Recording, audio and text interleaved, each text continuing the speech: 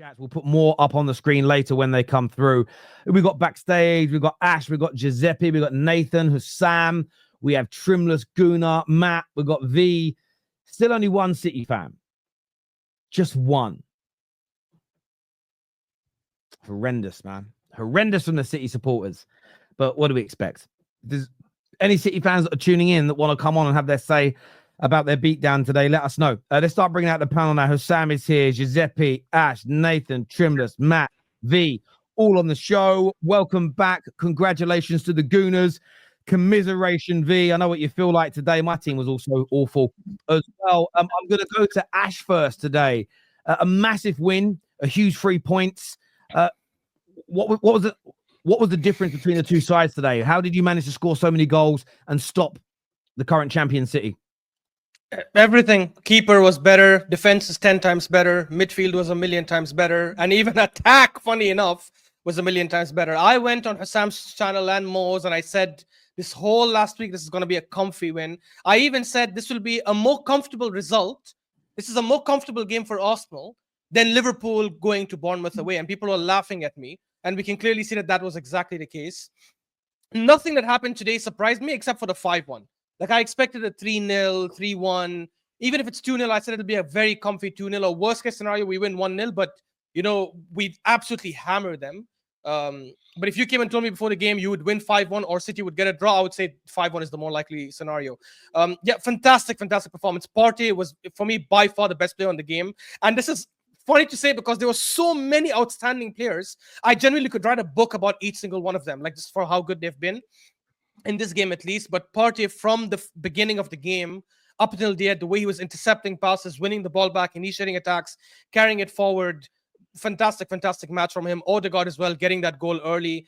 I know obviously Akanji kind of helped us out with that starting goal, but I think whether he helped us out or not, we would have got that kind of goal anyways, because these guys were just so shaky, and the whole season they've been quite shaky building from the back. Especially when they play against a team of our caliber.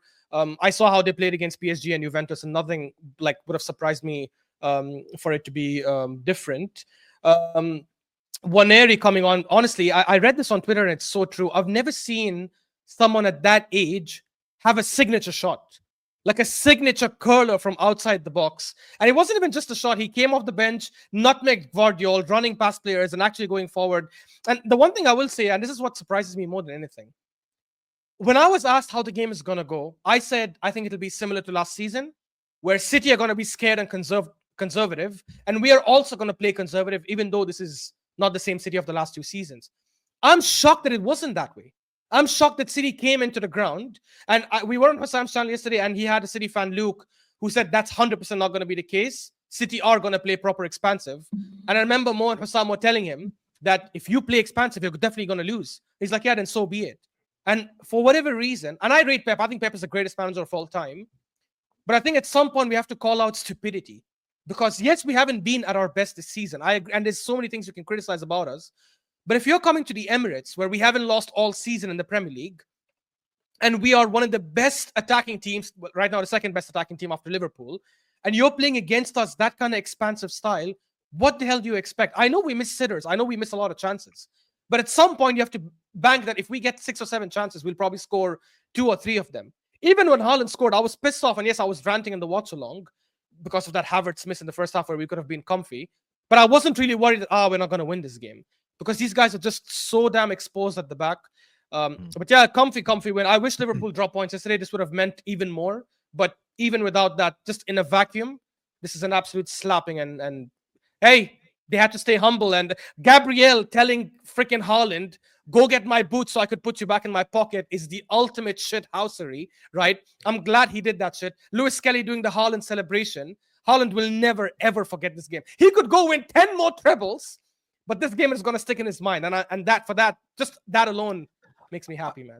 I will say on that stuff, obviously you guys have got to win some of these major trophies and City stay around it. But I do prefer this as a rivalry where there's a bit of shithousery where the players actually don't get on. Liverpool and City, from a footballing standpoint, was amazing. But from a rivalry perspective, it was far too nice. It was far too friendly. It was very, it was a little bit sort of meet. They kind of really. respected each other. Yeah, well, again, I think City and Arsenal respect each other as footballers, but there's a needle. And as a football fan, I grew up in an era where Man United and Arsenal had needle, Man United and Liverpool had needle, Man United and Newcastle had needle. You know, Chelsea and Arsenal had needle. You know, Liverpool and Chelsea, those Champions League had needle. And then we had got this rivalry that had the football, had the managers, had the players. And it was just, all right, bruv. Hello, mate. Well, how you doing? And I just sort of thought to myself, there's no fight there. There was no fight in it. Yeah, exactly. So I think this always adds to it a little bit. It makes it a little more fun. But I will say this, Terry, like the funny thing is, I agree with you. The funny thing is, we didn't even start it, because I think up until last season, I think that kind of respect was yes, there was like some moments in games where it got a bit heated, but literally after the game, you'll see players hugging it out, shaking and all that kind of stuff. This kind of thing exasperated this season when that game happened at the Etihad and Rodri with the fight here and there with Havertz and then Haaland doing all that. I don't know why they did that, given that they've been a better team than us. I don't know if they saw us as a threat and they were seriously threatened, because I don't imagine us being a bigger threat to them over the last 2 seasons than Liverpool were a couple of years ago. So I'm assuming, and Arteta is a student of Pep. So I have no idea why they kind of started this thing. But I'm glad our players retaliated back and said, okay, if you're doing this, we are going to push it back. So it's nice to see, but I agree with you. It needs to end in trophies in the end for us. Yeah, of course it does. Skelly was the best player. That's my man of the match also. Yeah. Terry, is it possible I could go? Even without the goal. Yeah, go on. Okay, first of all, Man City fans, hold that. Vader, yesterday, Deo was there, and he was talking about Marmoush and Ethan, and Ethan did more in that little time that he was on the pitch than Marmoush did the whole entire game. Also, defensively, we are the better team. Midfield-wise, we're the better team. You guys have the offense, but guess what? It's not. You can't get nowhere with that midfield and that defense. You guys were scared. We were talking about Arsenal being scared of Man City on my preview on my channel. We were not scared of you. You guys look like the inferior team. And that's why we played the way we played. We pressed you guys high up the pitch. We knew you couldn't play out our press at times. And Ederson, I'll give you credit. Ederson, you missed him today. You always talk about how Ederson is so much better than Ortega. I think a lot of people are giving Ederson a lot of stick for no reason. He's clearly much better than Ortega. Absolutely. And you He's our number one. Phil Foden, he is supposed to be the PFA Player of the Year, Premier League Player of the Year. He's having the best start to the season out of every player in the Premier League. Big game, and he goes ghost. And people talk about Odegaard being a ghost. He scored within a minute and 9 seconds. Kai Havertz being unselfish and also missing a big chance, but big on him for scoring on a counterattack to get his confidence back. Arsenal, for the first time in a long time, counter-attacking football, doing what we needed to do on the counter-attack. I have not seen us be so cerebral with our finishing in some of these counter-attacks like we have been today. Mazzucchelli, that reminded me of what that reminded me of like Arsenal back in the day, Arsene Wenger, the way Mazzucchelli dribbled past some people to get that finish, and it was just a beautiful goal to see from the kid. Martin Odegaard scoring his first goal, Mazzucchelli scoring his first goal today. Martinelli, I thought he shouldn't have started. I thought Ethan should have started, but he played well also. I think there is not a single player in this team you can say where there is a negative about, and I would give all of them 9s all around, but I need to pick out 2 more players. I thought Partey was outstanding, and I gave him a lot of stick after the game against Aston Villa. He deserves a lot of credit today. Amazing goal, amazing performance. And David Raya is up there as one of the best goalkeepers in the league, one of the best goalkeepers this season based on his performances. And if he keeps this up, you guys have to start putting respect on him and call him one of the better goalkeepers in the world. I need to see him overtake in the Spain national team and take that number 1 spot also. But hey, overall, great performance, 9 out of 10. Mikel Arteta doesn't play the youth, they said. Mikel Arteta doesn't play the youth, they said. He's got 2 18-year-olds dunking on Man City. Honestly, guys, you got to give respect. You got to give respect. He's under 17. 17. Yeah, you got to give respect to this Arsenal team, because with all the shouts for Arteta out, chaos, every time we draw, we're 14 games unbeaten, and we just did this to Man City today. That was a statement win to put the rest of the league on notice. And maybe if Liverpool do start dropping points and the referee don't give them all these decisions, we can maybe get something out of this season. and finally, going into the game versus Newcastle. You're the reason why no one stands the Arsenal fan base. Your prototype is the reason why no one likes your football club. You're the one saying you as a person, you specifically. There is like 100,000 people just like you. That prototype, the Igal prototype, is the reason why no one can stand your football. Okay, And the you wanna know Giuseppe. something, Sam? The guy, one second. Yesterday, the guy that made the foul on Gakpo didn't complain, and the Bournemouth players didn't complain. No one surrounded the referee. He was shown today on video saying, yes, it was a foul, and yet you're here bitching. Salah scored a world-class goal, and yet you're here bitching. Give credit where credit is due. He's a world-class winger who won us the game on his own almost in that second half. Yes, Kluivert missed a chance. Who gives a fuck? You're telling me the teams that you played this season haven't missed chances against you? Yes, teams miss chances. Who cares? Listen. Stop doing this whole narrative that Liverpool have. If I tell you the decisions that go against us will be here tomorrow. I rattled Hater, by the way. Last I season, rattled Hater today. guys, let me talk. 1 second. Last season, McAllister got wrongfully sent off. It got rescinded. Odegaard was playing NBA in my own penalty box and a penalty wasn't given. Doku gave a sweet chin music to McAllister. I lost the league title. 1 second. One second. Back to that Doku. They just scream all about himself. What are you talking about? Let me land.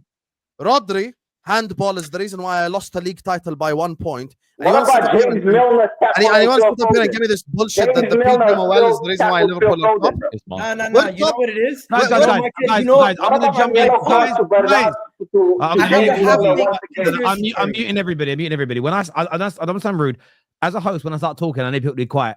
I love this conversation, but you're all shouting over each other, so the viewers don't hear any of you. So one at a time, please, and let me orchestrate it round. Let me finish. Let me go to Gal, then I'm going to go to my guy that's just come on. What are you saying, My Gal? half-baked theory is that there is biases in the referees. It's not necessarily that they're always giving Liverpool everything, but some of these decisions that Arsenal are facing are very inconsistent, and some of the decisions that you're getting are very harsh but favorable towards you. They're subjective decisions. They're falling your way, and I'm looking at it and I'm saying to myself, I haven't seen my team get those kind of decisions, because I've seen us versus Manchester United. Terry tweeted out recently. I've seen us versus Aston Villa get our players kicked in the box, and the player knows he kicked the player, but the referee said it's not enough contact to give a foul. So But why are we talking about refs when we've just won 5-1? Hey, the reason why he got triggered, fair enough. I'm gonna have to go, but Terry, It's not about getting. I'm just gonna say this. You say something so false. That. Vader, hold that. All you Man City fans, hold that. Erling Haaland, hold that. Yeah, but Manchester City holds that. Has nothing We're to not do with the holding anything until you win the league. This is not a space. We're not going to turn it into a space where everyone's shouting.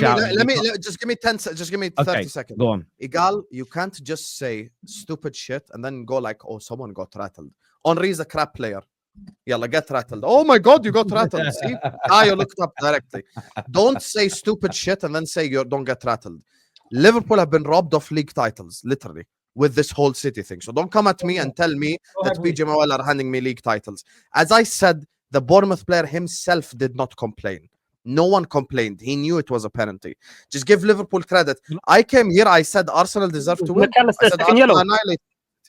Give teams credit. That's it. Was McAllister second yellow? Did he deserve a second yellow? I've got no comments about penalty, and I don't subscribe. No, I don't think he deserves a second yellow. No, I don't think he deserves a second yellow. But your fan base has become so heavily invested in these referees that you're just micro-analyzing every single decision, and you're making every single decision a big thing. With McAllister, he just got a yellow card, so for the game to flow, and he just made like, usually you get a warning, right? He just gave him a warning. That's it. He didn't deserve a second yellow. McAllister. The man of the match in this game was wrongfully sent off in the last game and would have had a 3-match ban and would not have played today if it wasn't for the FA stepping in and overturning it. And you want to sit here and talk about random. We're gonna move on. Arsenal fans don't know how to celebrate. You just had. We're moving on from the. Sorry, V. I didn't mean to. We're just moving on.